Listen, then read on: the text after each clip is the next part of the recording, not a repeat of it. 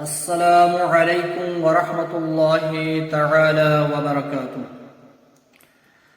لقد من اللہ علی المؤمنین اذ بعث فیہم رسولا منہم یتلو علیہم آیاتہ ویزکیہم ویعلمہم الکتاب والحکمہ وإن كانوا من قبل لفي ضلال مبين۔ وقال تعالى لقد جاءكم رسول من أنفسكم عزيز عليه ما عنتم حريص عليكم بالمؤمنين رؤوف رحيم۔ القرآن۔ واجب الاحترام، ذی عزت ناظرین کرام و سامعین کرام، جیسا کہ آپ کو معلوم ہی ہے، ربیع الاول کے حوالے سے بے شمار کتابوں کے حوالے دیے جا رہے ہیں کہ اس مبارک مہینے میں آپ کے اور میرے غمخوار پیغمبر محمد رسول اللہ صلی اللہ تعالی علیہ وسلم کا دنیا میں ظاہراً آنا ہوا ہے۔ اللہ تعالیٰ کی کتاب سے پوچھتے ہیں ان کا آنا ہمارے لیے کیسا تھا اور کیسا ہے اور کیسا رہے گا۔ اللہ تعالیٰ فرماتے ہیں لقد من اللہ علی المؤمنین، لقد من اللہ علی المؤمنین، ہم نے مومنین پہ منت کی ہے۔ اللہ تعالیٰ فرماتے ہیں میں نے مومنین پہ منت کی ہے۔ اذ بعث فیہم رسولا، میں نے انہی میں سے ایک رسول کو مبعوث کیا ہے، مراد ہے محمد رسول اللہ صلی اللہ تعالی علیہ وسلم۔ علماء نے لکھا ہے تمام حمد و ثنا اس خدا کے لیے جس نے سید المرسلین صلی اللہ تعالی علیہ وسلم کی طلعت زیبا سے کائنات کو روشن کیا ہے۔ اذ بعث فیہم رسولا من انفسہم یتلو علیہم آیاتہ، میرے اس رسول کا کام یہ تھا یتلو علیہم آیاتہ، اس مبارک قرآن کے آیات لوگوں تک پہنچائے۔ جب قرآن لوگوں تک پہنچ جائے تو اللہ کا تعارف ہو جائے اور محمد رسول اللہ صلی اللہ تعالی علیہ وسلم کی ذات اقدس لوگ پہچانے۔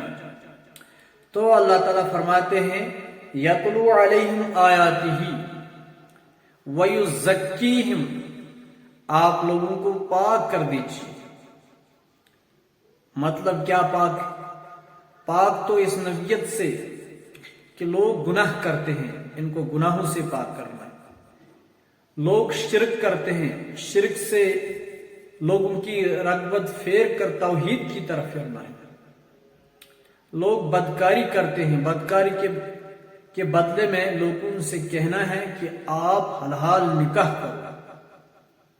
لوگ شراب کے عادی ہیں، ان سے کہنوانا ہے کہ شراب بالکل گناہ ہے۔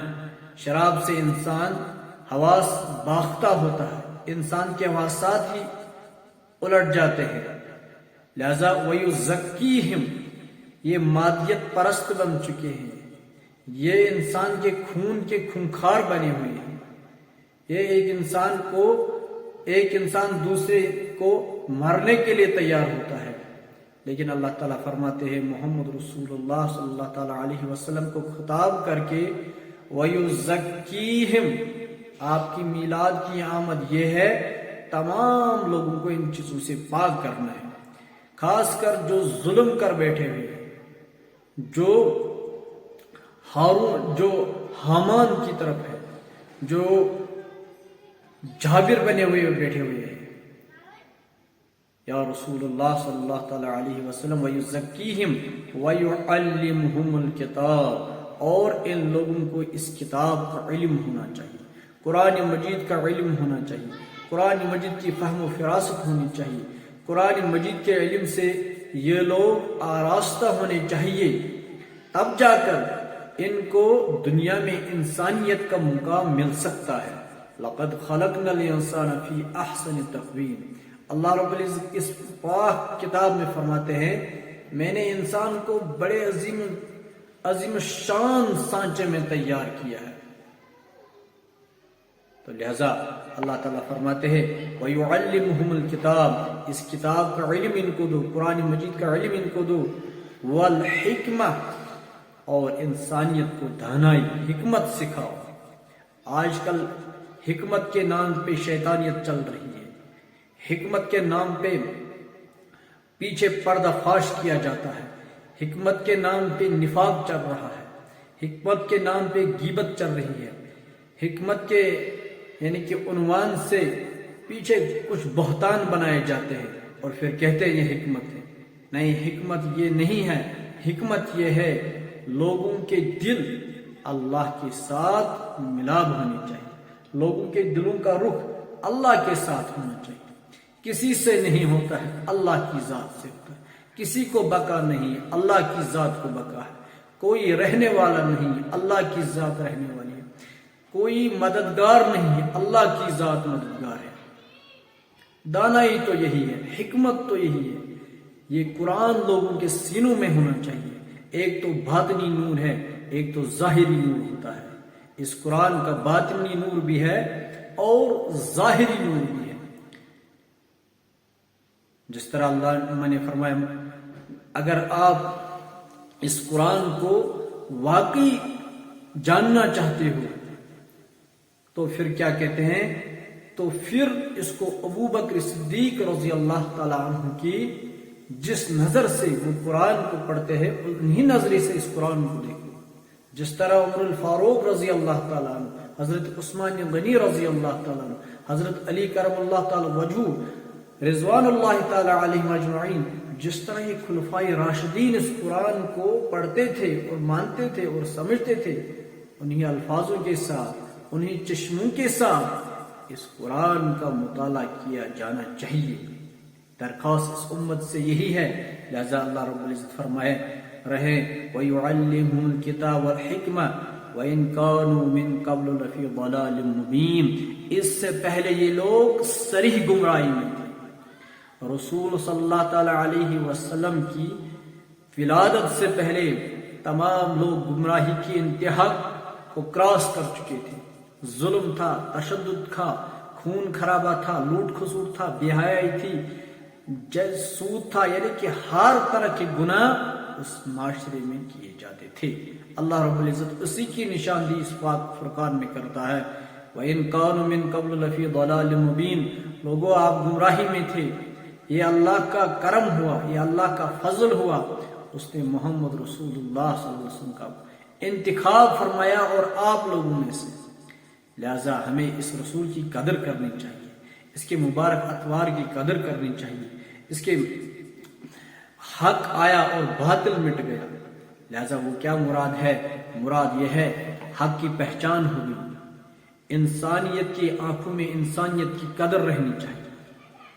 تمام جتنے بھی مذاہب ہیں ان سب کی ہمیں قدر کرنی چاہیے. اور پاک صاف جو دین ہے وہ دین اسلام ہے. اللہ رب العزت دوسری جگہ پہ فرما رہے ہیں اس قرآن کے حوالے سے، اس عظیم ہستی کے حوالے سے، یعنی کہ محمد رسول اللہ صلی اللہ علیہ وسلم کے حوالے سے لَقَدْ جَاءَكُمْ رَسُولٌ مِّنْ أَنفُسِكُمْ، بے شک تمہارے پاس تم میں سے ایک باعظمت رسول صلی اللہ علیہ وسلم تشریف لائے. لَقَدْ جَاءَكُمْ رَسُولٌ، آپ ہی میں سے، مِّنْ أَنفُسِكُمْ عَزِيزٌ عَلَيْهِ، تمہارا تکلیف و مشقت میں پڑنا ان پر سخت گراں گزرتا ہے. جب مومن کو تکلیف پہنچتا ہے تو رسول اللہ صلی اللہ علیہ وسلم کی دل آزاری ہوتی تھی. جب مومن کو تکلیف پہنچتا تو رسول اللہ صلی اللہ علیہ وسلم کے دل اطہر پہ، قلب اطہر پہ، یعنی کہ وہ محسوس ہو رہا ہے، فیل ہو رہا ہے. کیوں فیل ہو رہا ہے؟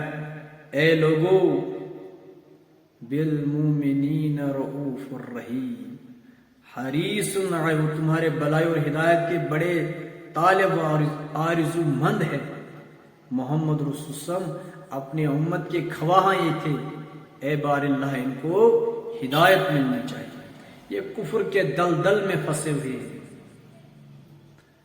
شاید کہ اس دور میں بھی ہم نے کلمہ تو پڑھ لیا ہے، لا الہ الا اللہ محمد رسول اللہ صلی اللہ علیہ وسلم کا اقرار ہم تو کرتے ہیں، لیکن خدا بچائے کام تو ہمارے وہی ہیں، نیتی تو ہمارے وہی ہیں. عمل میں جب ہماری عمل میں ہی دراڑ ہے تو پھر ہم لوگ تو فاسق اور فاجر ہیں.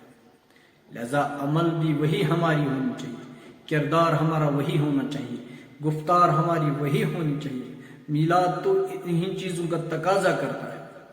جب ایک مسلمان سود کھاتا ہے وہ کون سا میلاد منائے گا؟ جب ایک مسلمان دوسری مسلمان کو ذلیل کرنے کی کوشش کر رہا ہے وہ کون سا میلاد منائے گا؟ جب ایک مسلمان دوسرے کا خون پسینہ پینے کی کوشش کر رہا ہے، ایک مسلمان روپیہ کھاتا ہے، مال کھاتا ہے، ہڑپ کرنے کی کوشش کرتا ہے، قومی جائیداد پہ ڈاکہ مارنے کی کوشش کرتا ہے، جن ذرائعوں سے مال ملا تو اپنے اندر سمیٹنے کی کوشش کرتا ہے، اپنے بڑے بڑے گھر بنانے کی کوشش کرتا ہے، لیکن اس کو یہ رنجش کبھی نہیں ہوتا ہے ہمارے اسلام کے ساتھ کیا بیت رہی ہے. کہیں جو میں جرائم کر رہا ہوں تو اسلام میں تو گناہ نہیں ہے. کیا رسول اللہ صلی اللہ علیہ وسلم نے ان کی منہی نہیں کی ہے؟ کیا رسول اللہ صلی اللہ علیہ وسلم نے کبھی حرام لقمہ لیا ہے؟ کیا رسول اللہ صلی اللہ علیہ وسلم نے کبھی گندی نگاہ اٹھائی ہے؟ کیا رسول اللہ صلی اللہ علیہ وسلم نے کبھی گندا بول سنا ہے؟ لیکن ہمارے اس معاشرے میں، ہمارے اس وطن عزیز میں آج کل ہر آنکھ بے حیائی کے شکار ہو چکی ہے. آج کل ہر کان بے حیائی کا شکار ہو چکا ہے. آج کل ہر زبان بے حیائی بولنے پہ، ہر آن پہ کوشش کرتی ہے. لہذا میرے بھائیوں، ہمیں یہی کوشش کرنی ہے. ہماری زندگی میں وہی طریقے آئے جو محمد رسول اللہ صلی اللہ علیہ وسلم اپنا کر گئے، اور جو وہ پاکباز صحابی، جتنے صحابی تھے جو راستے، وہ مبارک راستے دکھا کر گئے ہیں، ہمیں انہی راستوں کو اپنانا چاہیے. میلاد تو یہی ہے، ہماری 5 وقت نماز جب ہم 5 وقت پہ ادا کریں گے ہمارا میلاد زندہ ہوتا ہے. ہمارے نبی علیہ الصلوۃ والسلام کی مبارک ولادت پھر زندہ ہوتی ہے. پھر تو ہمیں ہر وقت میلاد ہے، ہر منٹ کے بعد میلاد ہے. لہذا میلاد کا مختصر سا پیغام ہی یہی ہے. رسول اللہ صلی اللہ علیہ وسلم دنیا میں آئے، لیکن آتے ہوئے انہوں نے سجدہ کیا ہے. لیکن ہماری عمریں 30 سال، 25 سال، 35 سال، 40، کوئی 45، کوئی 50، لیکن پھر بھی اس کو یہ ہدایت نہیں ملتی ہے میں پنجگانہ نمازی ہوں، میں تہجد پڑھنے والا ہوں، میں دوسرے کے حق میں دعائیں کرنے والا ہوں.